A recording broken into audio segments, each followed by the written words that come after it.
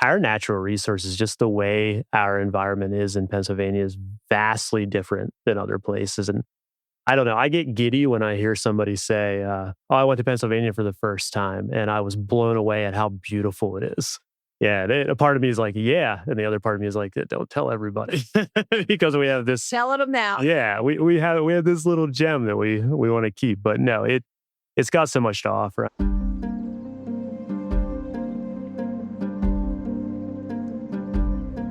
Imagine a place where stress fades, fresh air fills your lungs, and adventure awaits around every corner. Welcome to Think Outside, the podcast that inspires you to explore, connect, and embrace the outdoors. Welcome to Think Outside with the Pennsylvania Parks and Forest Foundation. I'm your host, Marcy Mowry, and today we are joined by OneEye and Dapper to talk about their excursions and adventures in the outdoors. Thank you for joining me. Yeah, thanks for having us. Yeah, this is exciting.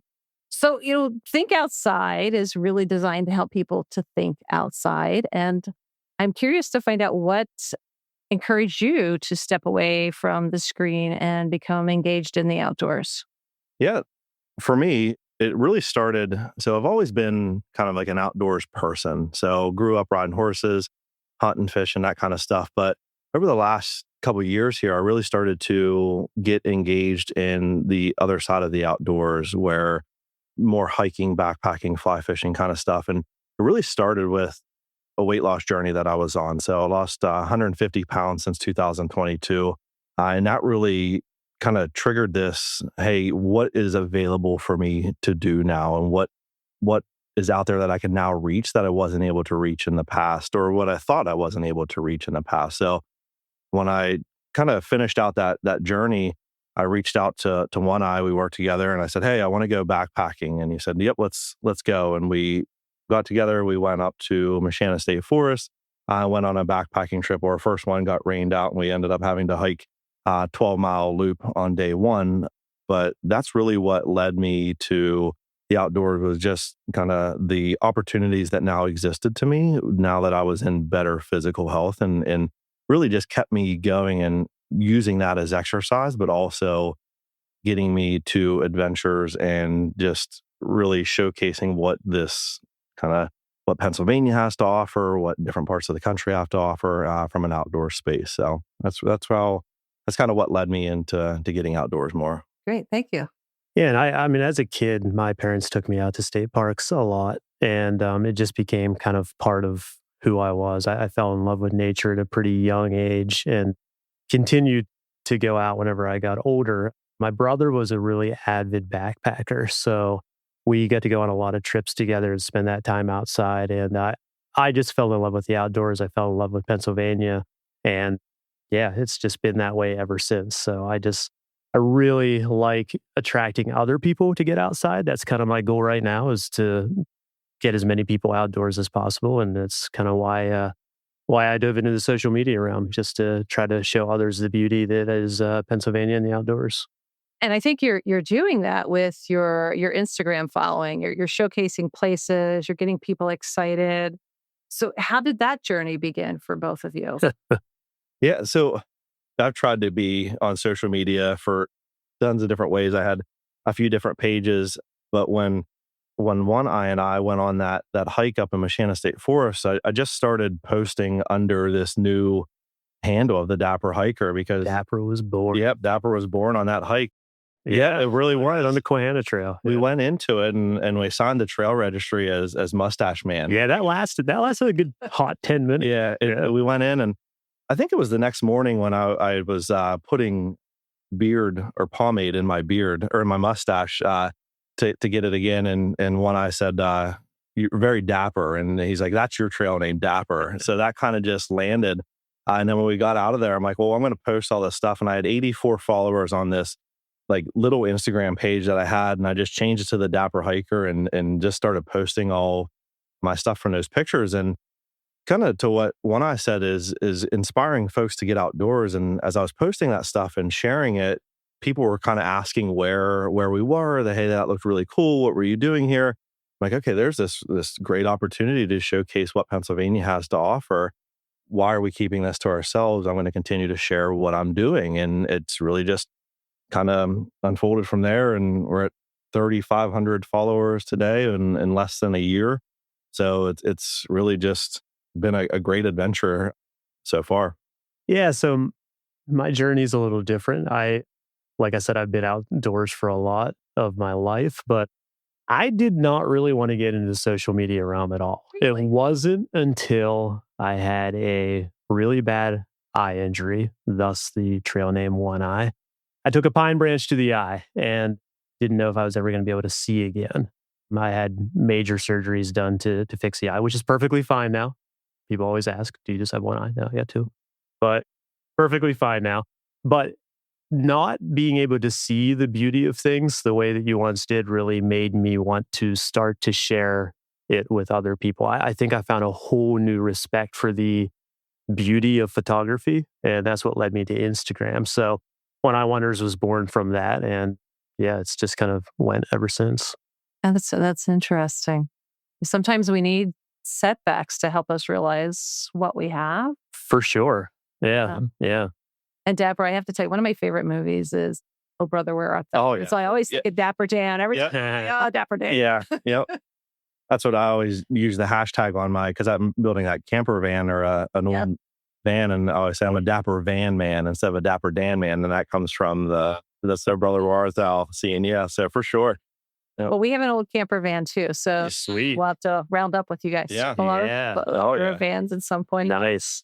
Convoy the vans. There we go. And convoy. Yes. So you do a lot of your photography in Pennsylvania. You did a trip to New York and, you're doing it in other places. But having traveled outside of Pennsylvania, what do you think makes Pennsylvania's parks and forests so unique? I mean, I think you got a number of reasons why Pennsylvania separates itself from other states. For one, we don't have to pay to play. So it's free. You can get into our state parks and see the beauty of it without even putting any money down. So that attracts a lot of people. But our natural resources, just the way our environment is in Pennsylvania, is vastly different than other places. And I don't know, I get giddy when I hear somebody say, I went to Pennsylvania for the first time and I was blown away at how beautiful it is. Yeah, a part of me is like, yeah. And the other part of me is like, don't tell everybody because we have this. Telling them now. Yeah, we have this little gem that we want to keep. But no, it's got so much to offer, right? Especially like the history of our land and go all the way back to the CCC and building like our little dams and our cabins and things. Like there's just so much involved here that it attracts people from all over and in good reason. Yeah, and I think that the uniqueness when we were in Quehanna State Forest, we were doing that hike up there, that loop. We walked through what you felt like you were walking into just different states, like you were walking through different areas. And we were, what was it, a 26-mile loop, I think we did. But just the changes in kind of the trees and the flowers and that, and then even like the beaver ponds and all this stuff, like it just kept changing as we were walking through. So it kept you excited and you weren't just looking at the same thing for 26 miles. Like you were experiencing new every few miles as you were walking through. We even commented on it multiple times. It's like, man, we're in a totally different kind of vibe or feel right now. You leave a pine forest and you head right out into a meadow and you leave a meadow and before you know it, you're in a big fern valley. Like it's so different. And from hiking all over the country, Pennsylvania is unique in that manner where a lot of places just have what their one look is, and you kind of see that throughout your whole hike. Pennsylvania changes every mile, and it's super cool. Yeah, and think about some of the bogs. Yes, which is such a unique ecosystem. Very. Come upon something like that, and you find yourself down on your hands and knees looking for carnivorous plants. Oh yeah, yeah. I think you go up to like I can think of like Minister Creek Trail up in the Allegheny National Forest, and like you get into those rocks that are up there, and you can actually see the ice age where it ended, and you can see the seashells still embedded up to a certain point. And that's just, it's wild to see it. So it's weird to touch something that is that old and it's just sitting in the middle of the forest. Yeah. And remember when we went down and we did the AT in Boiling Springs? Yeah. Like that was such a huge, we were up in the mountains and rocks and crawling through what's the rock formation? Yeah, huge rock formations. I can't think of the name of it. No, it was like Wolf Rocks or something like that. Rocks? Yeah. It's probably one of the 19 Wolf Rocks in Pennsylvania. But you're there, and then you're in fields like right outside of Boiling Springs, and it's like, this is like, it's still so beautiful. Oh yeah. No matter what you're in. And because when we were doing the research for that hike on the AT, I'm like, this doesn't seem like it's going to be a very like scenic or like photographic hike. But as we're there, I'm like, okay, everything's just changing and just has its own, beautiful farmland. You're hiking through Sora's field. Yeah, like it is. Exactly. I mean, we parked in a field. We did. Those farmers were all around us. So yeah. Super cool. But even to go back a little bit is like kind of what makes Pennsylvania special. I mean, one of the things that I was able to go out and backpack in the state of Washington up on Summit Lake right outside Mount Rainier. And then I was down doing some stuff in the Smoky Mountains. And I was with a gentleman that works with us as well. And he always says he's moved into different areas. He's like, there's just always something about Pennsylvania that wants to bring him back. Like you see these beautiful like mountains out in Washington, but when you're in Pennsylvania, they're just something that feels like home. And when you're hiking in those, in the area here, it's just something that just really feels good and feels very down to earth and just, there's just something weird. It's hard to put words to what that feeling is, but I've been in a lot of cool areas, but something just continues to bring me back to, man, I really love hiking and backpacking in Pennsylvania. It's very different, even from the states around us. I think one thing that stands out is you hear people talking about hiking the Appalachian Trail. And when they get to Pennsylvania, you always hear about the rocks. That's what everybody talks about, Rocksylvania. I'm not sure it's really any different than a lot of other areas. I think what happens is you've gotten out of the green tunnel of all the other states, and suddenly when you hit Pennsylvania, things change. And that change is so drastic that Pennsylvania just has a different feel. And I think it hits different when you hit Pennsylvania. Yeah. I always say to people that, we have everything the Western states has to offer, but sometimes it's like the big screen TV versus a smaller screen TV. Oh yeah. Yep. And I get saddened to see a lot of what they call brain drain, where people are leaving Pennsylvania to move to the West because we don't have it all here. We have amazing trails. We have great state parks. We have a lot of water access. Done. So we have it here, and maybe we just need to let people know a little bit better, that they have access to that. You don't have to go to the West to get access to the outdoors. I mean, to be fair, that was me for the longest time. Like I kept thinking like, man, I want to live somewhere else because I want to experience that West Coast, that there's mountain ranges and stuff in Washington and Colorado. But it's like, as I go and visit them, yes, it's beautiful. Like, don't get me wrong. It's some amazing. In its own right. Yeah. But there's just something about Pennsylvania that I'm like, this is good. Like I like it here too. So people ask, what's your favorite state? And even to this day, I still say it's Pennsylvania. Yeah. It probably always will be. Yep. Yeah. Well, have you had any memorable interactions with followers or park visitors who discovered a spot because of your content? I mean, I have a lot of great connections with my followers, and a lot of times where people will reach out, and like Ricketts Glen, the waterfall loop up there, I've had so many people reach out after some footage that I posted on that and talk about like taking their family, taking their kids and seeing the waterfalls. And it's just like that kind of stuff just makes you feel, I don't want to say validated, but it makes you feel good about what you're doing. And it helps drive and continuing to post that kind of stuff, because you do oftentimes get burnout from social media. Like you're constantly on there. You're like, it's hard to make sure you have the videos and the footage and the photos of it and editing and posting. But when someone reaches out and says, hey, I saw you hike this and I took my family there and we had a blast. And this was the first time we hiked in a few years. It's like, that's the kind of stuff that continues to drive and be like, man, okay, there's a purpose to this as well. And social media isn't just a brain drain. And like we found a lot of hikes and stuff through it. And we continue to share and continue to have great feedback from it. Yeah, I don't think there's anything more rewarding than somebody reaching out to you and saying, hey, where did you take this picture? Yep. Or where is this at? Because you're opening up a door to just have a larger conversation about the beauty of Pennsylvania and taking people on a different journey. And then when they get back and they respond back to you and they're just like, oh, it's so cool. I saw this and this and this. That's whenever you're like, yeah, this is totally worth it. Yeah. And I'm the furthest thing from a gatekeeper. Like if someone asks, like I'll tell you everything that I've like saying your favorite fishing hole. Yeah. Yep. I will. And I mean, to that point, like fishing is one of those things that a lot of people, like you ask, like, where'd you catch this fish? They won't tell you. I'll tell you everything. I'll tell you the fly that I used. I'll tell you the technique. Like, I just want people to get out and enjoy and experience the same experiences I'm doing. So like, why would I hold that back? Like when I first started fly fishing, thanks to the gentleman that I talked about that I hiked with out in Washington, he was the one that showed me everything to do. I probably wouldn't be fly fishing today if it wasn't for him being so generous and saying, hey, here's what you need to bring. Here's the flies that we need to take with us, because I would have been scared to like look stupid or not know what I was doing. So I'm like, I'm going to be able, if I can do that for somebody else and give them that same experience, I'll do that all day long. You brought several thoughts to my mind. First of all, you both mentioned that it's being influencers isn't just cut and dry. There's time and energy that goes into it. So I think we need to remind people that sometimes they look at a post and they're like, oh, mine aren't this fancy, but you're putting time and energy into it. It's a ton. I'm sorry. Like, it's a lot. Yeah. I say often, like, I spend more time and energy on social media than I do like my real jobs. Like, it's, I know. Yeah. So if my boss is listening, I'm just kidding. But no, it's such a time consuming.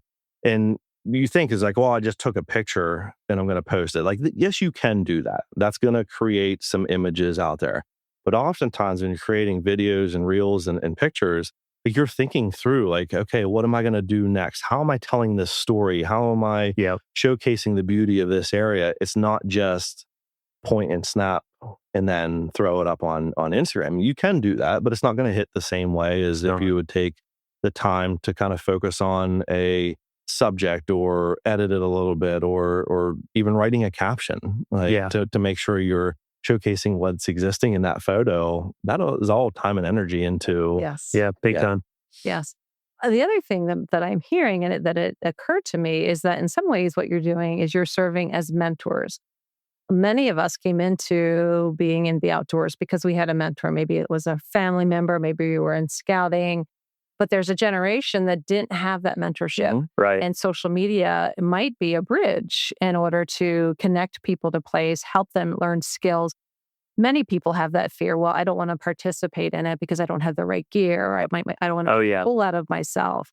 So being able to educate people and maybe giving them that incentive, that little bit of knowledge that makes them feel more comfortable to join a hike or to grab a friend and visit a new area. Yeah, if that's the holdback for people, I'm here to tell you right now that we're making fools of ourselves all the time. I mean, like, I don't think there's any hike that isn't hilarious with things that we're doing. And like, anybody can hike. You just got to go out and do it. And you shouldn't be concerned what anybody thinks, because for the most part, everybody's in the same boat. Like, we're all looking at the same mountain and going, it's going to be a rough one. And then, halfway up, we're gasping for air. That's normal. That's fine. That's the way it's meant to be. It's meant to be the memories and having fun. A story that always comes back to me, we talk about like having the right gear. So we went on a winter hike here this past winter. It was me, OneEye, and his brother Neverlost. And we were going on a snow hike down in Maryland. And OneEye and I are decked with like high-end gear. I mean, we have the luxury of having that stuff available to us, but his brother had moon boots on. Oh, yeah. Yeah, with duct tape. With duct tape on them. And he hiked the same trail we did. And like, now we were probably a little bit more comfortable than he was, but you don't have to have the $200 pair of hiking shoes to get out there. He did it with duct tape moon boots. And I'm pretty sure his feet were drier than ours. Yeah. Which is, says a lot. But I get that question a lot when I post stuff. Is like, well, what's the right backpack? And that's the problem. Like, there's so much that is out there. You can get out and hike with the JanSport, but you don't need the high-end gear all the time. That's really helpful to get out there. And I think it helps and creates this comfortability to it and helps to get you to where you want to go. But it shouldn't stop you from getting started. Whatever you can get to get out there is the most important thing. Yeah. I always just like to encourage people, if you're hiking, wear closed-toed shoes. Yes. Oh, yeah. Don't go in your flip-flop. I was riding yesterday and there were some people out there with flip-flops. I'm like, this is a tripping hazard. Sorry, Chaco fans. So I say, unless you're pulling some Chacos. Now I did. Well, let's not just stop talking your names. Yeah. I did hike the 1,000 steps in a pair of Chaco sandals, and now they were decent. Yeah, I mean, you're missing a toe, but you're fine. But even I would say don't worry about if you fear you're being the slowest person, because I was on a hike yesterday and we made it for the pace of the slowest person. And it was enjoyable to everybody because we were all seeing things differently. Right. It doesn't have to be a power march. It doesn't have to be any particular thing. Every hike can be unique and working to the experience level of the group that you're with. Yeah. Yeah. I think oftentimes we actually kind of stop ourselves from going too fast because we'll see like, hey, we're covering probably way too much ground. Like slow down and take in what is around us because we're putting more miles than we should be at this point. So let's take a I think on every hike, we hit some sort of midpoint that's like the blur ends. I think when we're first out there and you walk into the forest, you're like, I have to share everything I'm seeing with somebody else. So I'm going to take a million pictures and you're just involved and you're videoing and you're taking photos and you're going at an immense speed because you want to see what's next and what's next. And then about halfway through, you just kind of stop and go, all right, I'm going to take this in for myself. Yeah. I'm going to put everything else away. Let's slow down and let's like enjoy the surroundings that are around us. Yeah. So how do you find that balance between developing content and being in the moment and being present in the outdoors? That's definitely, I think, the difficult part because you should never be doing it because you want to just make content. Like there's so much more to this. And most people who are making it love the outdoors. I mean, they're out there to do it, but it's hard to find that balance. I think you have to come back to reality once in a while and take it in for yourself. One of the things that I really enjoy when I'm in an area that doesn't have cell phone service. Yeah, that forces me to stay away from my social media. And unfortunately, we were in, we talked about the Appalachian Trail. I was hiking down there and I got to a point where I had service. I'm like, okay, I'm going to post some photos because we were out a few days at that point. And I'm like, okay, I'm going to put some stuff up on Instagram. And I'm hiking through and I'm looking down on my phone and I walk right into a tree that was across the trail. And it hit me so hard. Well, I hit it so hard that I actually fell backwards because I had my backpacking stuff on me. Oh, yeah, your balance. And I'm like, at that point, I'm like, what am I doing? Like, why am I taking a time? I'm on the Appalachian Trail. It's beautiful here. And I was focusing on getting content up. And at that point, I'm like, okay, I just need to put my phone away and get back to you literally what's had a important. slap in the head. He really did. Yeah. It took a good fall. It was a big straight to the ground. Yeah. I'm glad you were okay. Yeah. Well, talking about balance, how do you balance the idea of introducing people to a new place, maybe a lesser known place, but also protecting the integrity of that place? Because some places are sensitive and you don't want them to be overrun. The dark cloud of social media. Yeah. Too many people going. I normally answer this in a few different ways. And I feel like if you're shedding a light on something that's really backcountry, there's not a whole lot of people that are going to go 30 miles to see this waterfall that's in the middle of the forest. I think where you see this the most is maybe a mile in off the road that a lot of people are going to. And if that trail's already existent, that was the point of it anyway, was to get people there. And I think that there's a balance there that you have to have. Yeah. And to your point, I mean, most of our stuff is 10, 12, 15 miles in before you're setting up camp.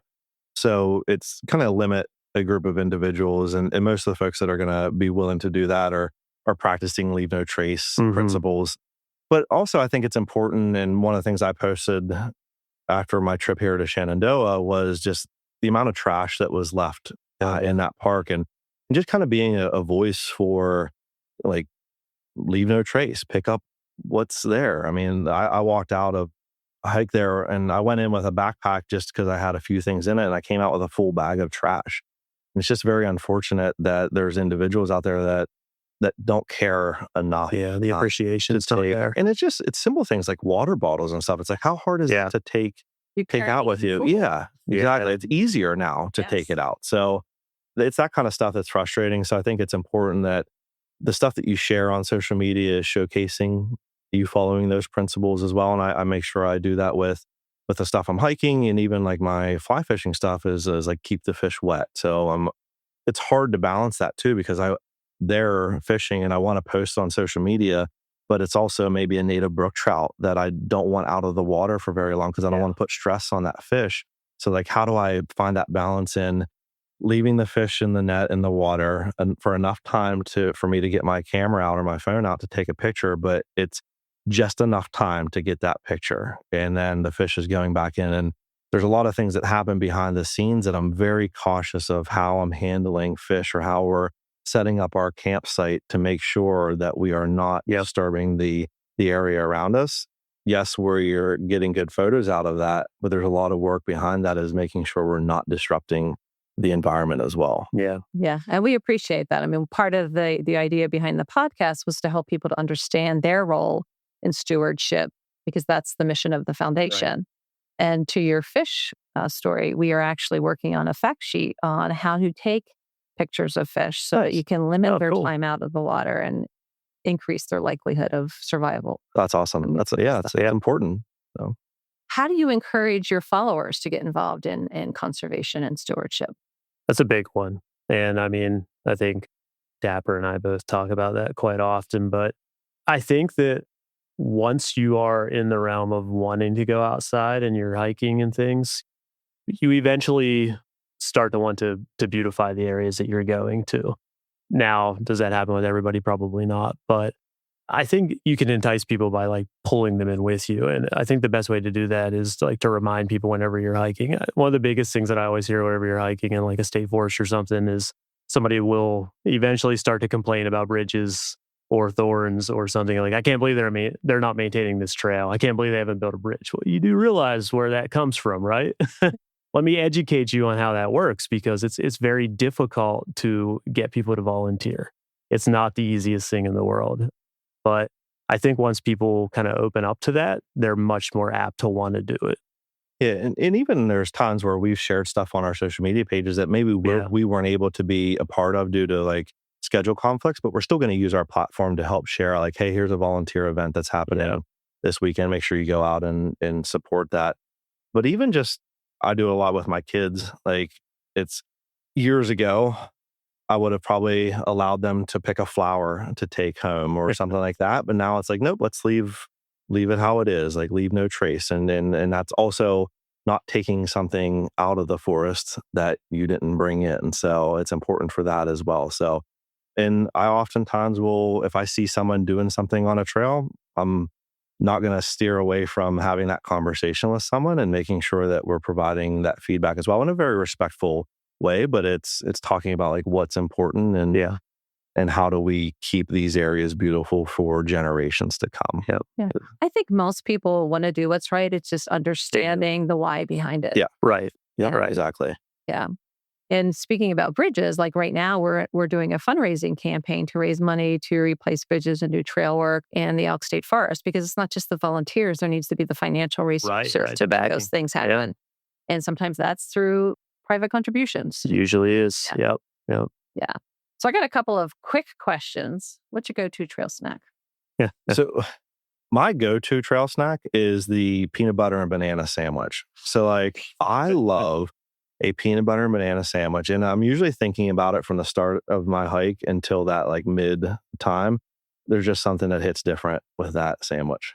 Yeah. I like to watch you eat. Yeah. Because I can't. I don't eat peanut butter. I can't. So I look at it and think, wow, that's probably really good. Yeah. It's cool. I used to love these gummies called Sharkies. Yeah. And I think they still make them. They're just hard to come by, but those things packed energy and they tasted amazing. I would swear by them. I'd be halfway up a mountainside and I'd pop a bag in my mouth and chew them up real quick. And it like immediately gave me energy. Whether that was a placebo effect, I don't know. But if it worked, doesn't matter. Oh, yeah. And they tasted amazing. But then I think they kind of dropped off. So now I really like the Kate's Real Food bars. I love them whenever I'm out in the middle of nowhere. They taste great. I have found that I have this mass love for Peak makes I think it's a cobbler of some type. It's like a cobbler. Or a blackberry cobbler. They make both. Those things are amazing. Okay. And I mean like amazing enough to be like, I can't wait to get to camp just to eat that cobbler. Yeah. That's where we're at now. We're hiking for cobbler. Yeah. Remember those, what was it, Lenka bars? Oh, yeah. No, those are super cool too. Where were we hiking and we saw that? Blackwell. Up in Blackwell, PA, there was this little like, the Blackwell store. Yeah, it's just such a little cool vibe in that store there. Yeah. These Lenka bars, and man, they tasted fantastic. Yeah. And I think she was from Pennsylvania. She's from Pennsylvania. I've been seeing those pop up all over, but I'll have to look for them. Yeah, they're good. They're good. Yeah. And again, tasty, especially when you're hiking. But I'm a peanut butter and banana girl myself. Yeah. I would like to be a peanut butter and banana guy. But That was Elvis's favorite. Oh, it was. Yes, Yep. it was. See, that's why you get it. That's why. Yeah. So, sunrise or sunset hike? Oh, I know mine right off the bat. There's just no doubt. It's sunrise. Yeah. In the morning in the forest, I'm not sure there is anything better. Like watching the world wake up and the creatures wake up and hearing the birds start first thing in the morning and noises that you're not even sure what they are echoing through the forest. Like there's something magical about that feeling. And the forest just has a feel in the morning that's like, I don't know how to describe. It might be the best feeling that you can get. And I hate waking up. I want to put that on record. Like I'm not a morning person, but I'm still saying sunrise. And I think that's where I land too, is like, I hate morning. Like I'm struggling to wake up every day. But I'm actually sleeping right now. Yeah. But when we're backpacking, and that comes back to that when we were up in Quehanna State Forest, when we woke up that morning down by that bridge, the sun was glistening through us, hitting the frost on everything, and the birds are chirping. Like I just stood there outside. I actually just got goosebumps now thinking about that moment, because it was just like so beautiful. Yeah. And like you just hear kind of everything starting to pick up. Because when I'm hiking, like I'm up at 6:30 anyways, just naturally from like you don't want to be sleeping in a tent that long. But if I'm going to go out and just do like an out and back a few hour hike, a sunset hike is my go-to. I love how like the sky starts to change, the colors start to that like pinkish orange color as it starts to sink down. But just have a cup of coffee or a... So I was just going to say, sunrise hike is also coffee time. So that's true, there's nothing better than that first cup of coffee in the morning. Watching the sun come up. Tea girl. So I was like, I had one cup of coffee in my life and it strung me out for days. Oh, really? Yeah. What kind of coffee was that? That sounds like it. Yeah. We're going to have to chat about that. I don't think you had the right coffee.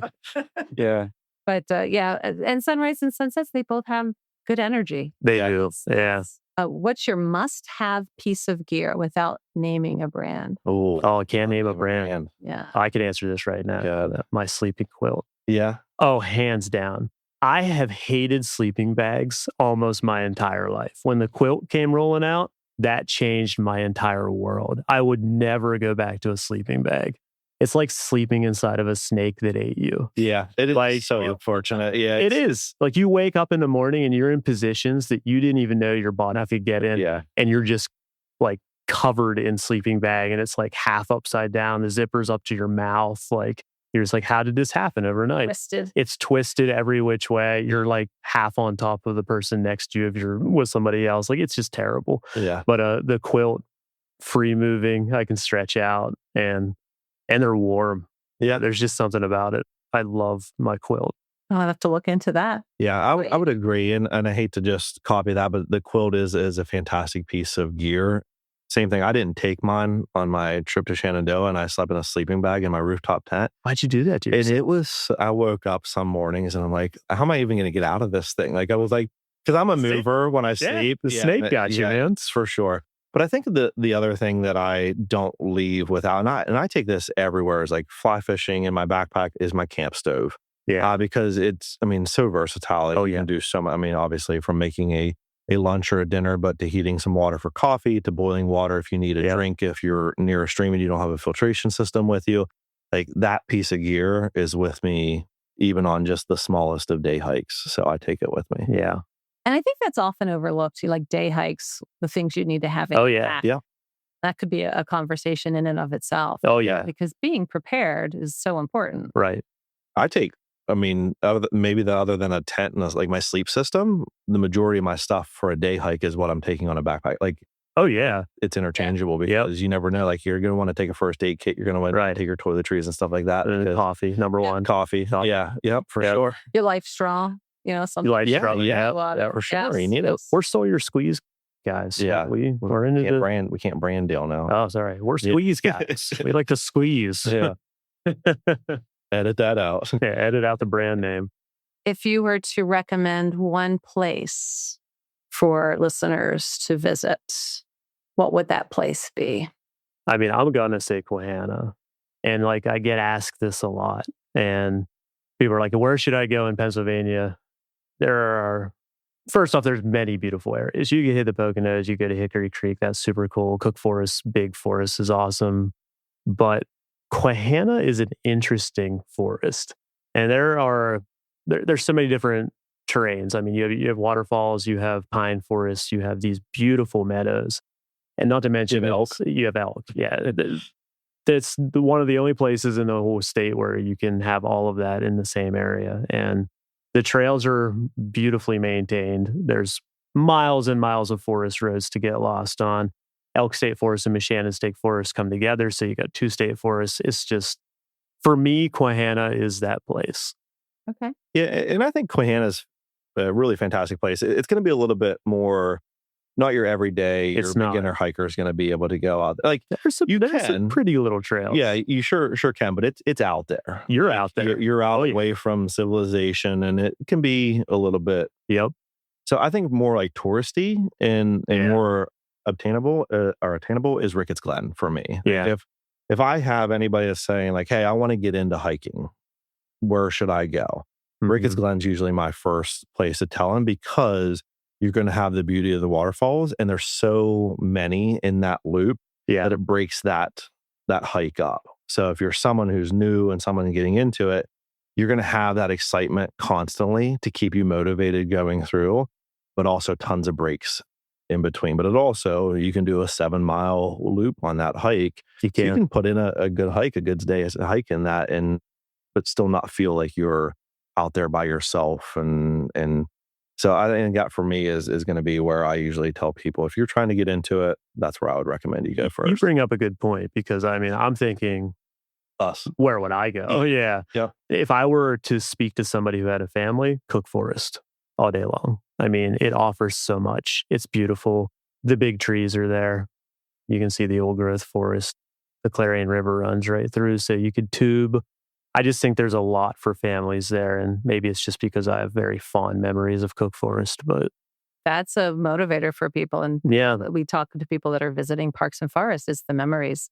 I would say Ricketts Glen, to bear in mind that you've got a lot of terrain. For sure, yeah. Remember, if there are waterfalls, that means it is there's steep. Elevation. Elevation gate. Yeah. And when I think about Quehanna, I think about the Wyckoff Run Natural area, which, there are places that you can just pull off on the road and just set. Yeah. It's beautiful. So, you're getting that Quehanna experience, but you may see elk on the drive. Yeah. But it could just be contemplation. It doesn't necessarily have to be moving. Yeah. It could be contemplation. I want to say they also have is it the largest white birch strand? Marion Books area. On the East Coast. So that in itself is super cool. And that's relatively flat. I mean, you just walk right back in there. And it is funny though, as you ask that question, like you sit here and think like there is so much. There's so much. I don't even know, like that question could just, you could continue to just kind of snowball about like, well, what's the next best thing? And like they're still all like, well, this is really cool here, and it has this thing that exists. So it's like, I mean, Pennsylvania really does. When Dapper wanted to go hiking for the first time, there was no question in my mind that Quehanna is where we should go. Yeah, because if you really want somebody to fall in love with Pennsylvania and you want them to see Pennsylvania, I think that's a great first spot, because you get out in there and you're just like, this is unbelievable. I didn't know this existed. And to be fair, we went in May. It was 40 degrees. Sure was. It poured down rain on us the whole day. And I still walked out of that and I'm like, man, I love this. Yeah. And I think, which is like, I'm like, what are we doing next? Like, where are we going next? And I'm like, if I can be that miserable in the moment or like that. I mean, it was cold. Like there was a point where we were shivering. I was like, hey man, like hypothermia. Yeah, hypothermia was kicking in. Like that was the key of, hey, we're not spending the night. We couldn't open our Kate Real food bars. Like I couldn't get them open because my hands they weren't working. And then to come out of that, I'm like, okay, where are we going next? I'm like, okay, I think this is going to be something that's in my future for a while. Oh, it was joyous to my heart that he had said that, because I was like, this guy's going to hate this so much. What a terrible day, but it wasn't. It was awesome. Sometimes those days with adversity are the more memorable ones. And we don't get tested in that way. Right. It's not like we're wilderness explorers from 100 years ago. Yeah. And I think that's something that's within all of us that we want to have that experience. There you go, Dapper. Say your line that you always say. What's that? Type 2 fun. Type 2 fun. Type 2 fun. Like you're miserable in a moment, but afterwards you can't stop talking about it's so true. the experience that you had. Yeah. And actually, I don't know if you read the book, The Comfort Crisis yet. No. But one of the parts that he talks about in there is I think it's called Misogi, but it's really about like challenging yourself. And there's 2 rules in it. It's make it extremely hard is rule number 1. And rule number 2 is don't die. Like make it so hard. But it's really just that ability to kind of challenge yourself to get out there and really push you to that limit. And I think that's where, OneEye and I talk about this often. He'll send me hikes and my answer is always yes. Like if it can be schedule met, I don't care if he's like, hey, we're going to go hike 100 miles up a cliff and we have a possibility of falling off. I'm like, yep, I'm in, let's go. Because I just want to continue to challenge myself and that trigger that in my mind of like, I'm going to overcome the next thing that exists. So I think that's what, when you talked about that the Misogi kind of landed there is like, man, okay. It's just you continuing to challenge yourself, that type 2 kind of fun. There's a lot of hikes that I've been on. I was up in, I think it's Pinchot State Forest up in like Wilkes-Barre area, Scranton area. We did a hike up there. It was 9 miles and it snowed and it was freezing. And after I got out of that, I'm like, man, that was such an experience. Like, and I went hiking with a few other influencers and we just kept saying like, and the amount of times that we said, wow, and like, this is beautiful and this is awesome. Like through that, there was a point where we were crawling on our hands and knees because like the mountain floor was covered with snow and like you're just trying to sneak underneath it. Yeah. But it was just such a beautiful hike. So. Yeah. And I think it's good that you have the problem of like narrowing down to what you would recommend because we have so much to offer. Oh, yeah. There's a ton. That's a good problem. Yeah, for sure. So how can our listeners follow your adventures? Yeah. So for me, I'm the TheDapperHiker on all social media. So TikTok, Instagram, YouTube. YouTube is just starting for both of us. Right. OneEye's is a little different route with YouTube, but mine's anywhere from vlog stuff to hikes to camping to fly fishing.